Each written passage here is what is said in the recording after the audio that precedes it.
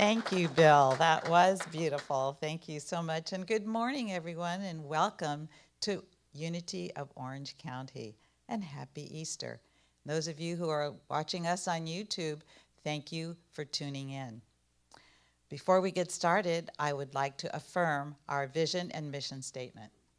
Our vision statement, centered in divine love, we joyfully co-create a world that works for all.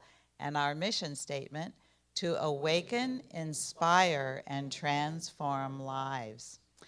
And I'd like to take this opportunity to thank those that made this service possible today. Bill on piano, Tom, our music, Waverly is streaming, John on camera, and we have our greeters today, which were Diane and Stephanie. I'm sorry. I wasn't too sure if she was one of our greeters or not. That's what happens too. All righty. We do have a few announcements today. Just that we have a new class starting tomorrow, which is All Things Metaphysical by Reverend Annie McCary. And the class begins tomorrow from 1 to 3 on Zoom, of course. The materials in this series will help you climb out of the attic of your own My True Self. In this workshop series, we will share ideas, insights, and metaphysical principles that are designed to awaken you to the reality that exists beyond the physical senses and how you access this information that can be empowering and transformative. Some topics of discussion: what is metaphysics? Metaphysical principles applied to everyday life. Jesus as a master teacher of metaphysics. What is an affirmation and how to write your own affirmations, your 12 powers, and everything else that would be added to that. And you can always go to our website at www.unityoforangecounty.org and look at our calendar to see what else we have going on. Also today, Shanice will be doing the daily word, and she will have our guided meditation. But right now, I would like to introduce Reverend Arlene. Good morning. Good morning. Thank you for all being here. So it has been a tough year. Last year at Easter, we were here, but none of you were here. Hopefully you were watching us. But here we are back together again. And one of the things I wanted to do is really celebrate our Board of Trustees.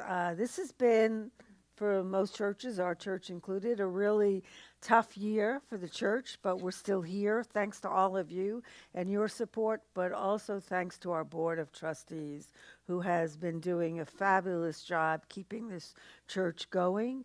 And so today, everybody involved with the service is a member of our board, and it's their opportunity for us to see the people that help this church be what it is that maybe you don't realize who they are, and including Tina, who was our president for so many years, and is no longer on the board. All of our candlelighters, our Shanice, everybody that is going to be part of the service is a member of the board. So I want you to really take that in and appreciate it, because we wouldn't be here today without them. So I just want to give them a big round of applause. So we're going to have a special service, and we're going to have our daily word and the meditation. We're going to do a candle lighting service. We're going to have a talk about the metaphysics behind this. We're going to have a flower ceremony. And then at the end, as you leave, we want to give you a gift. So we have Easter baskets for everybody that is here. And that is another way of us thanking you for being here and supporting us during a year that has been long for most people, right? I mean, it hasn't been easy for anybody. So we really appreciate the fact that a year later we are still here. So thank you all. And now I would like to invite Shanice up for our daily word and the meditation.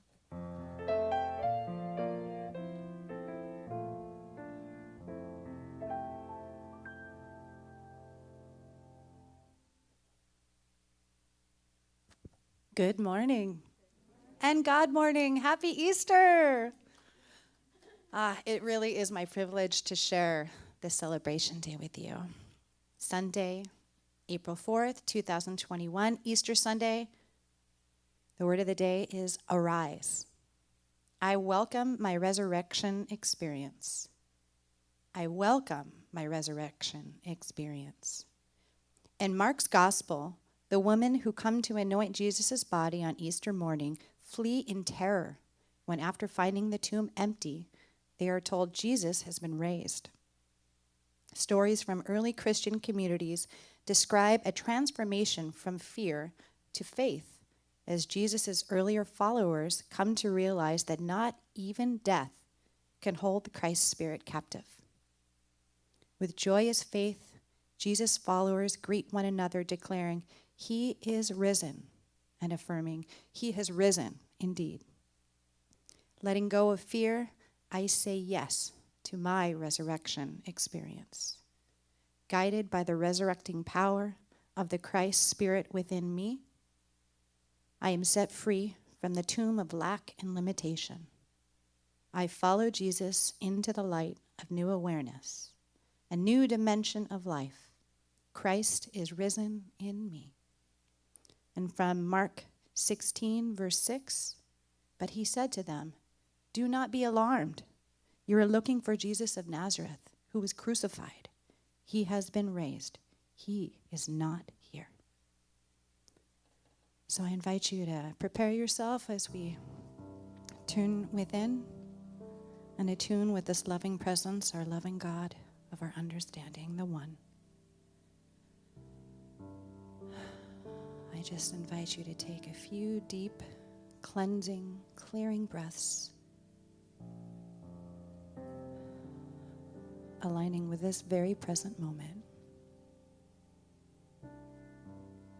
where there is no fear, where there is only now, and there is only love on this most sacred of days, where we get to turn within and experience the oneness that is ours.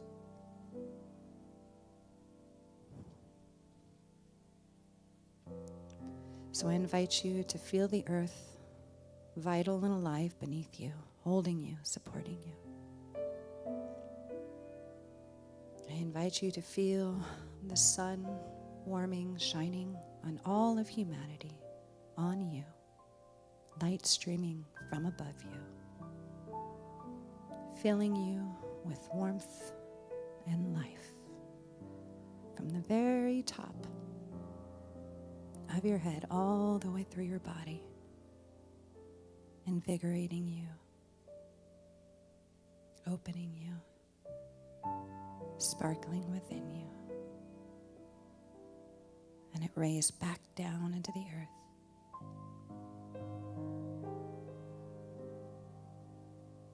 Resting in this ray of light, the light of God, step down into this plane for us through you to the earth. A light streams back up through you, through the earth. Feel this light shining back up through you, back out into the cosmos, into the all. And gently put your hand on your heart.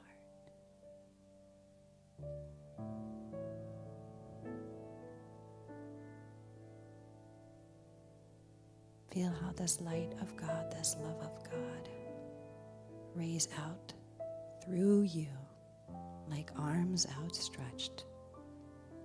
Feel the nearness of God right here, as in closer than your own breath, closer than your own heartbeat.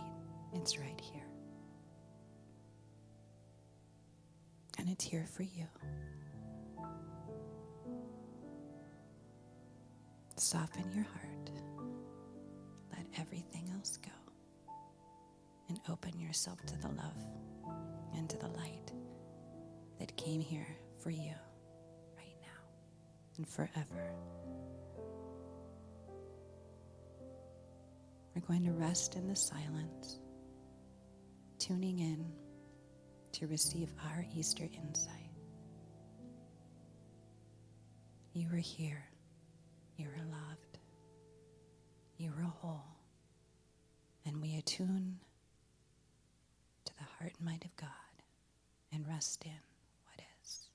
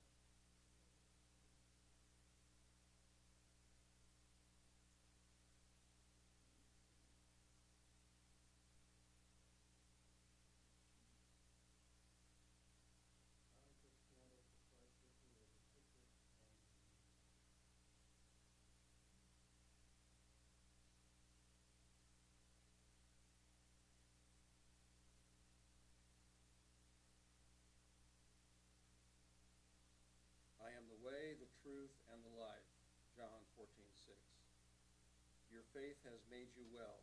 Go in peace and be healed of your disease. Mark 5:34.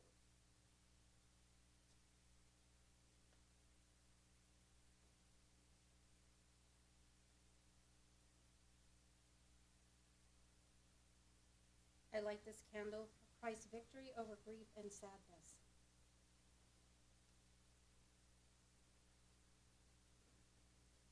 I will not leave you orphaned. I am coming to you. John 14:18. Peace I leave with you, peace I give to you. John 14:27. I am with you always. Matthew 28:20.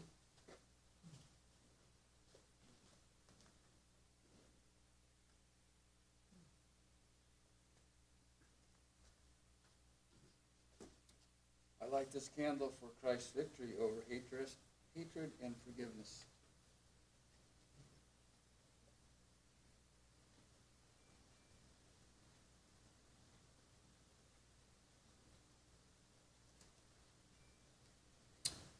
Father, forgive them, for they know not what they do.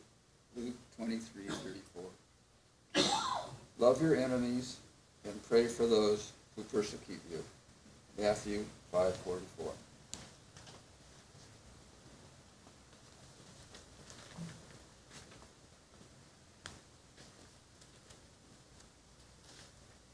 I light this candle for Christ's victory over poverty and lack.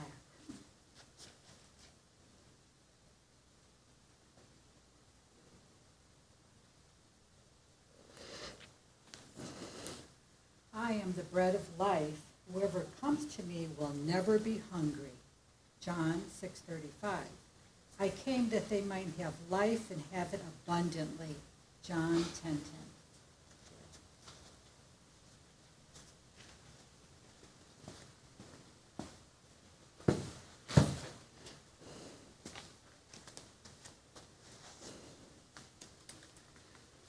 I light this candle for Christ's victory over feeling unloved and neglected.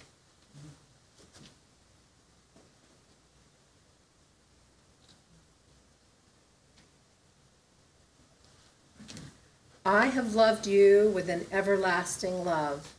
Jeremiah 31:3. As the Father has loved me, so have I loved you. Abide in my love. John 15:9.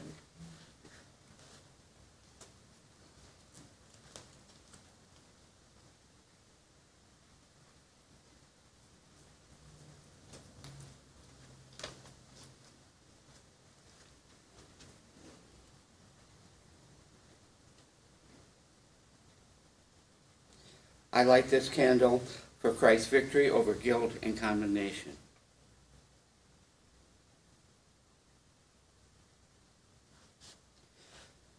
Forgive us our debts as we also have forgiven our debtors. Matthew 6:12. Neither do I condemn you. Go your way from now on. Do not sin again. John 8:11.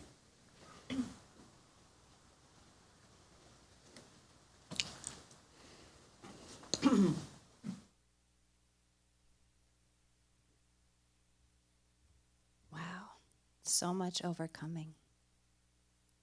The power that Christ had to overcome is ours on this day.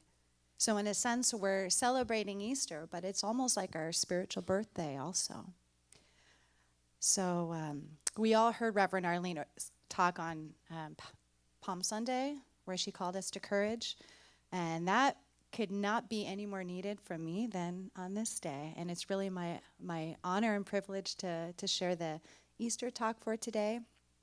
And for today, I thought that I would share with you some of the Easter insights that I've received in these past few Holy Weeks, because Easter is the time for us to renew spiritually our consciousness and our connection with the divine. And so each year, Easter is renewed in us. So in that spirit, I thought I would share a few of the Easter insights that I had with you in reference to how we can celebrate Easter within the unity tradition, because it's very nice to be able to be a part of a community that honors the universal aspect of the Christ regardless, throughout the whole planet. And it's really, really rare, and it's a beautiful thing. So I saw this comic strip the other day, and there was a little caterpillar on a leaf. And then in the next frame, the caterpillar was climbing out of the cocoon and had these big wings and said, "Oh God, I'm turning into my mother." And it made me laugh, and it really made me think of kind of what the Easter mystery is all about. That's like us. We're turning into Christ, right?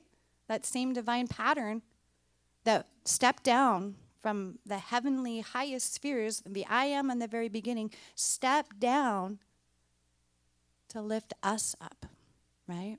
And now as I look out here, I see this family, this of spiritual inheritance, no longer by blood, no longer by priesthood, nothing standing in the way between you and your direct connection with I am, with God, with the Spirit of love.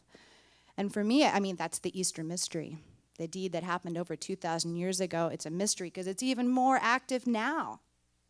It's even more active now. We react it. So with that joke of the butterfly, one of my Easter insights had to do with looking at the story and the mystery of Easter according to the butterfly, the gospel according to the butterfly, if you will. So when we look when we look at Easter and we look at the stages of the butterfly, if you remember Eric Carle's book, The Very Hungry Butterfly, I thought I'd point out some highlights of the parallel of the great narrator of the Easter experience as the butterfly. So the life cycle of a butterfly in this book is there's this little egg, and it hatches in the moonlight on a leaf, and then it gets really hungry, and so it starts eating all this fruit, good stuff, and then all of a sudden it starts eating like sausages, cupcakes, popsicles, like all the stuff that's not good for a caterpillar, and it gets a tummy ache. And then it eats a green leaf, and it soothes its tummy, and it makes it feel better.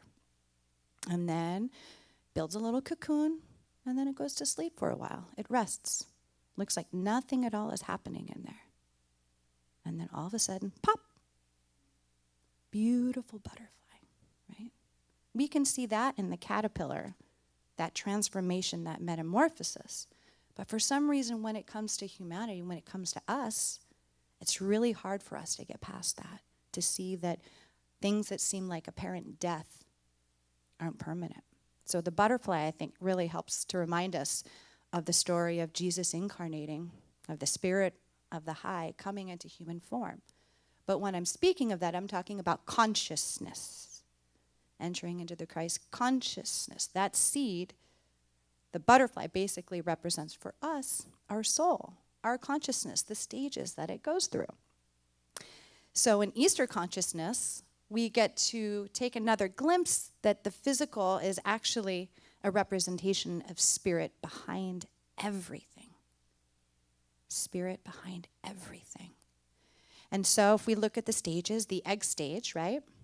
That's the Christ consciousness incarnating into us, that great star at Christmas that comes down, right? Streams, step down, and in John, in the beginning was the Word, and the Word was with God, and the Word was God. He was in the beginning with God. Through him, everything entered existence, and without him, nothing entered into existence.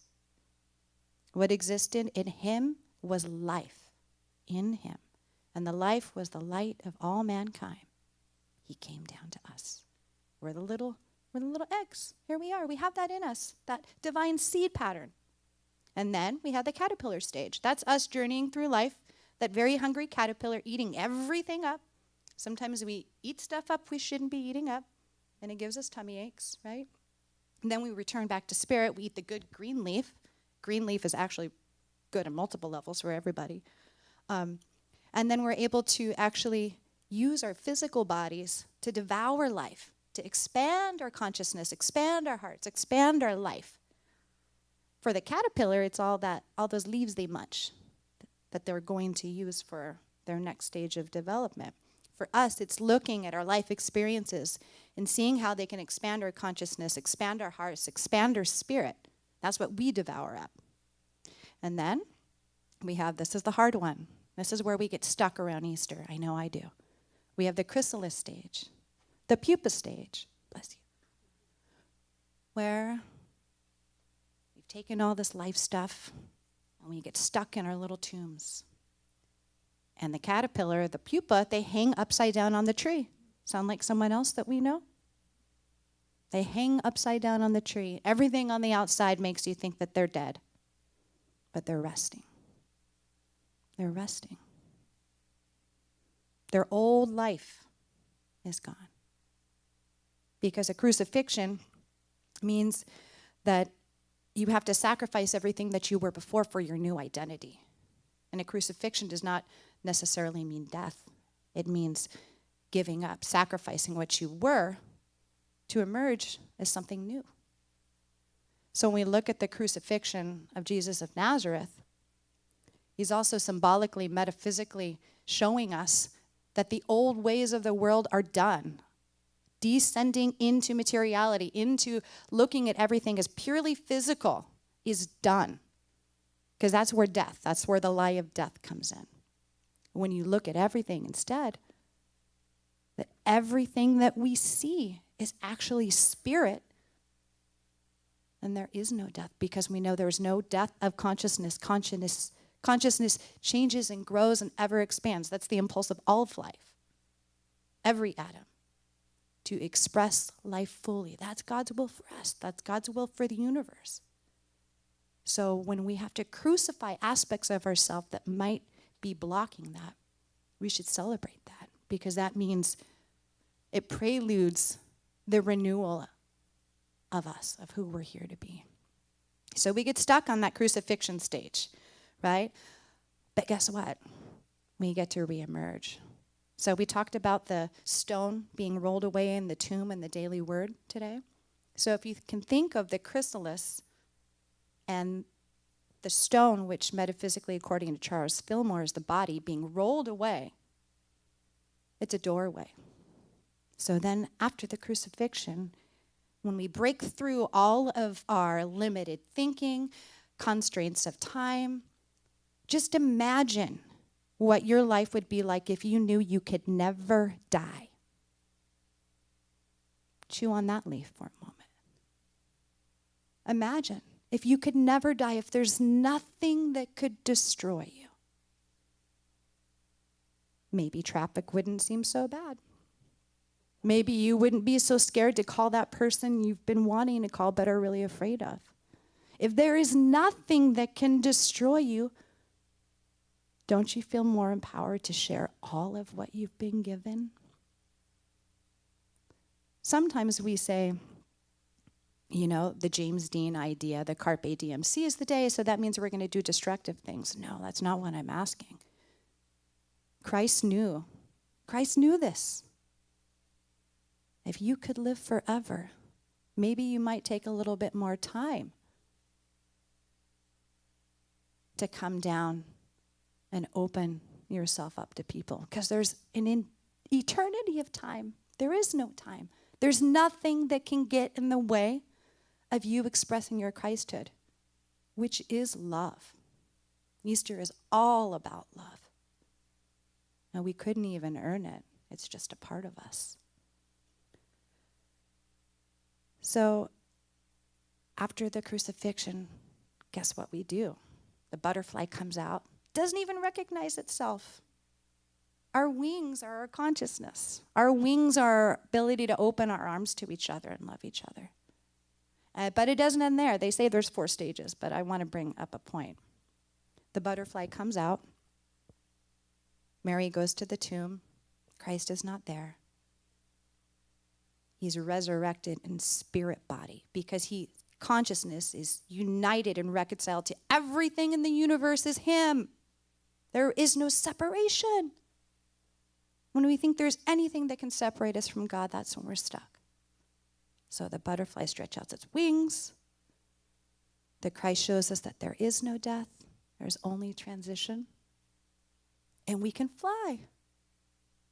But the butterfly disperses life. Right? We don't just witness this Easter event outside of us. We're called to continue it. What Christ started, it's not finished. We are the work. And we get to carry the seeds of his deed and of the love throughout the earth. We don't have to call it by any creed. We don't have to call it or claim it for anyone exclusively. Anything that starts to block you from feeling worthy enough to do this work, roll that stone away. Roll it away. And remember, sometimes when you're hanging upside down in a tree, you don't even realize. All you have to do is just rest and trust that God is around you. And that's when we'll really be able to carry this mystery of the Easter message with us. And today will be a way to mark this new season of celebration. We should be celebrating. And so to close my sharing on the gospel according to the butterfly, I really want you to take this idea. If you knew you were an eternal being, what would your life look like?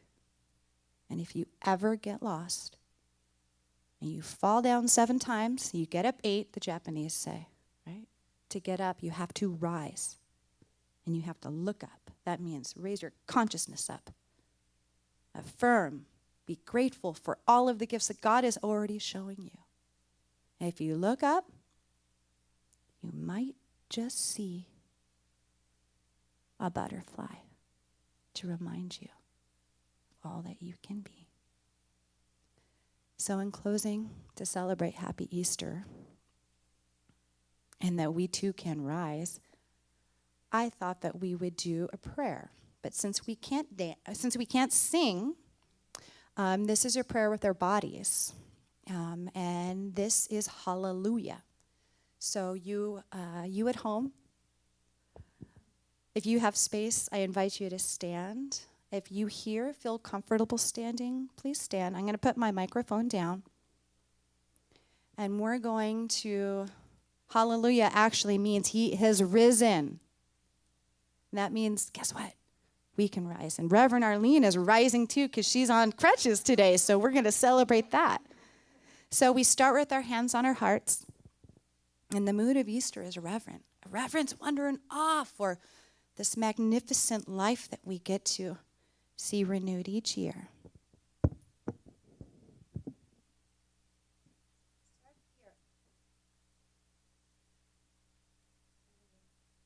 Open ourselves up to the wonder and awe that is God, that is in us. Ha! Ah. And we weave little L's, 1 minute L, 2 little L's. We're weaving our web of light just like the butterfly. Keep going. Feel your light, your heart opening. Keep going. Keep going. And now, hale. And now we create a path for spirit. You.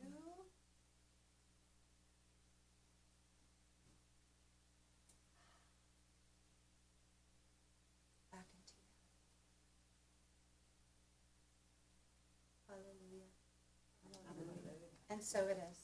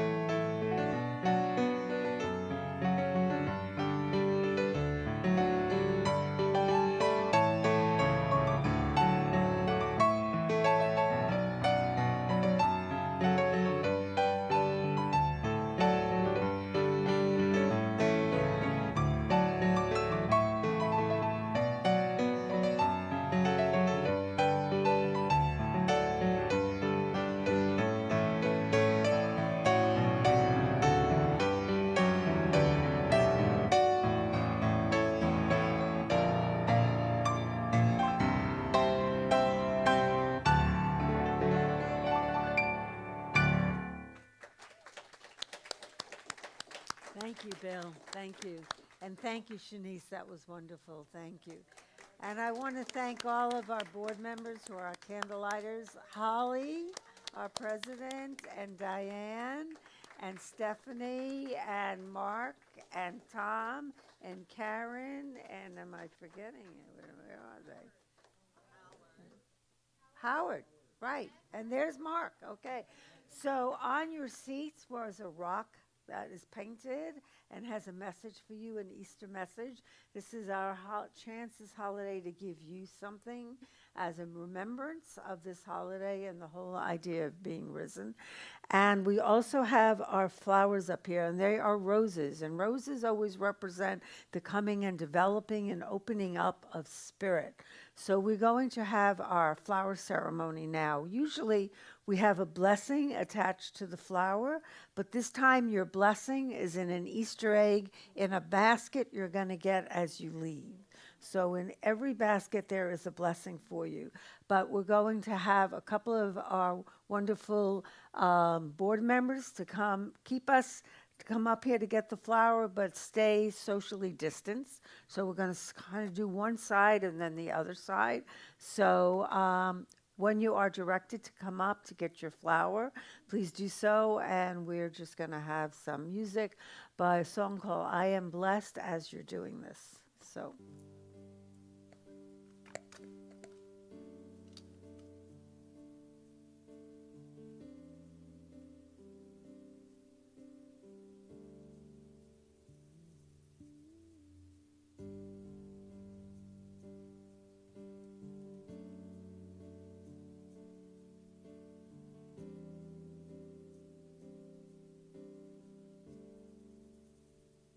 May you be blessed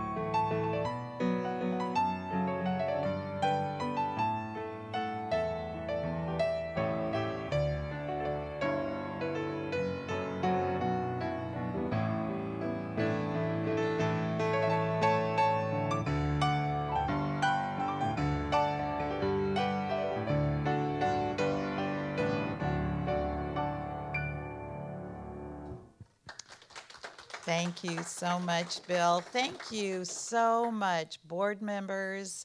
We thank you so much for all the hard work that you do. So thank you very much. And Reverend Arlene, thank you for all the hard work that you do all year round. So it's just been such a blessing. I really do feel blessed myself. What a beautiful day today. So at Unity, we have 5 basic principles that we do believe in. And the first principle is God is all good and active in everything, everywhere. 2, I am naturally good because God's divinity is in me and in everyone. 3, I create my experiences by what I choose to think and what I feel and believe. 4, through affirmative prayer and meditation, I connect with God and bring out the good in my life. And 5, I do and give my best by living the truth that I know I make a difference. And we also believe in the basic principle of giving and receiving. And you know, when you give with an open heart, you always receive more than what you ever give. So here at Unity of Orange County, we have several different ways that you can give. One way is to text to 77977 and in the message put Unity of OC Give. Of course, you know you can just mail in your check, which is always a good thing. We have an offering box on your way out that you can drop your offering in. You can also go to our website and you can donate there. You can have a donation go once a week or once a month. Anyway, we are so grateful for all of the offerings that you give so that we can keep this ministry going.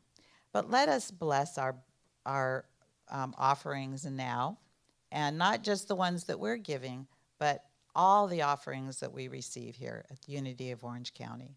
So together, divine love through me blesses and multiplies all that I have, all that I give, and all that I receive.